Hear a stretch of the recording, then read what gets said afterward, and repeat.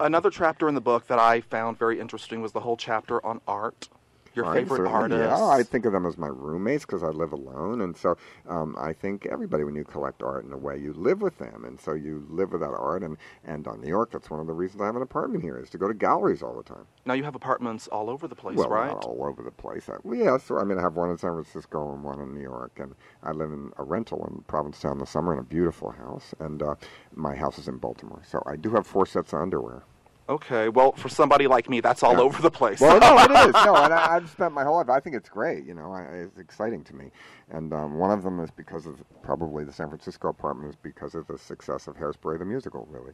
And the other one is just a long career of doing a lot of stuff, But I do like to live in a lot of different cities, have 4 different lives. It's nice. Now, the nice thing about the book is it's your role models. Yeah. You go into people's stories and you talk about them, but through that process, we get to know a lot about you. Yes. We were just talking before we started this interview, having a little off-the-record discussion. We are, of course, monitored by the FCC, which means there are certain things that we cannot say. I will be aware of that. I will be aware, yes. A whole section on your favorite pornographers. Well, they're outsider pornographers. They're to me, they're artists, but they do work in pornography. One, Bobby Garcia, only photographs heterosexual Marines doing homosexual things, which is amazing that he talks thousands of Marines into doing this. Who would have ever thought? And the other one, David Hurl's, I'm having a show at Marion Boesky's gallery that's up starting tomorrow, is his porn work was Old Reliable, was the name of his company, and he photographed psychos and criminals naked, mostly with cigars. He loved a cigar. I'm holding a cigar. And they're amazing pictures. I mean, and he said, it was always a problem. Their wives would come after me, and I'd have to give them diaper money. Diaper money, literal diaper money. Yeah. Okay. And recently there's an interview of him in the new Butt magazine, which is actually a good magazine. It's not. I mean, it's not really a porn magazine. It's a hipster gay magazine. Okay. Where he's interviewed in his hospital bed, and they said, "Who was the last person you slept with?" And he said, "A homeless guy in the park. He was 47, and he had 'I hate Hollywood police' tattooed on his chest. He was hot." Okay.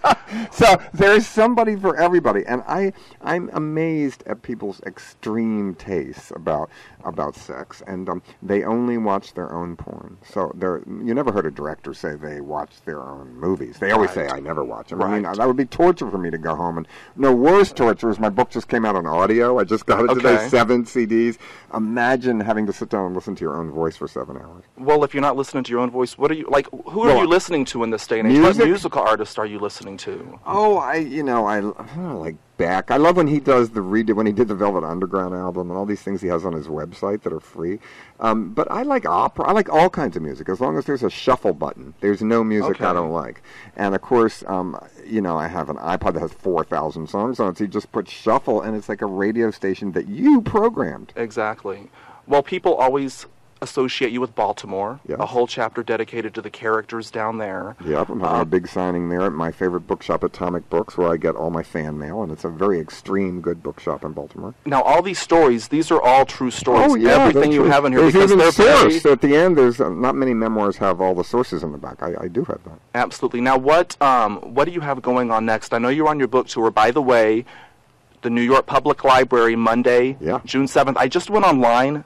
The paid tickets are already sold out, but I believe they've moved it outside. They've moved it outside, and apparently, if you show up at 7 p.m., there's going to be some free seats. Do you know anything about? I don't know, but I'm just going to go. I have to be but I always think Diana Ross, when she was in Central Park, my hair better hadn't moved. Right. What are you supposed to do? It's windy. Maybe I'll act like that. No, my hair, don't worry if it's windy. Not much is going to happen. Yeah, have a Diana Ross backup plan, a sequined, unitard. That might be something. No, I don't think I'm going to be wearing that. But I'll have an outfit. I have a good outfit for it, sure. Okay, and then you're heading back to the West Coast? No, then I go, let me see, I'm here, then I go to Baltimore Saturday for signing. I come back up here after the signing is in New York Friday.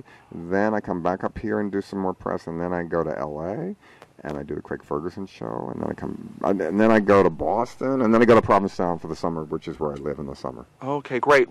After the book, anything coming down the pipeline? I've got a few projects, but they're not definite yet, so I think it's really scary to talk about something before you do it, because God knows you got to talk about it afterwards. Right. Now, let me do it, and then I'll talk about it. Well, you said you had an iPod, so I see that you're connected. No, I don't know how to do it. You don't know how to do it? Your assistant does it? No, he's great at it. If you ever want to fix anything electronically, just keep asking the youngest person in the room, and the youngest person will fix it. And if they can't go outside and ask someone younger, and eventually an 8-year-old can fix anything in your house these days.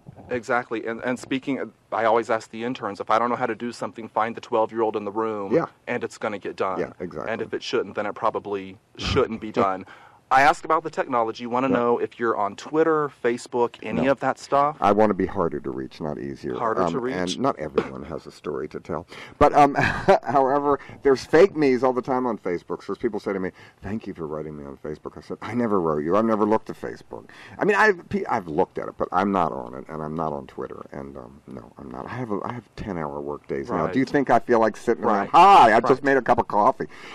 And to me, I don't get it, but... And speaking of 10-hour work days, you only drink on Friday nights. Is this still the case? I mean, drink one too many. Not puking, you know what I mean? But go out and party where I don't have to work the next day. But I'm so scheduled that my hangover is on my calendar a month in advance. So you know you're going to have a hangover on July 17th. Day, so you can have out fun the night before. Yeah. Okay. But on the book tour, you really can't drink a lot because then the next day when you have to get up and do morning radio, which seems like you always have to do, it's not a good thing to do with a hangover. Just even a little bit makes you feel a little bit not ready to jump up when you're in a different city every day on many time zones. So I won't see you passed out on the A train at 4 a.m. on Saturday morning. No, because when I'm on the subway, and I do ride the subway, I always like to ride in the front car to watch the rats. Okay. And you can see them. It's like a suicide mission. They just leap out of the way. They're survivors. I mean, they don't get run over. But you can see them. It's like Ben and Willard. It's exciting. It's like a good amusement park ride. Okay. Well, speaking of 10-hour days, I don't want to get you off your schedule, but I have something for you. All right. Every guest that we have here on Unfiltered, I pick something up for them.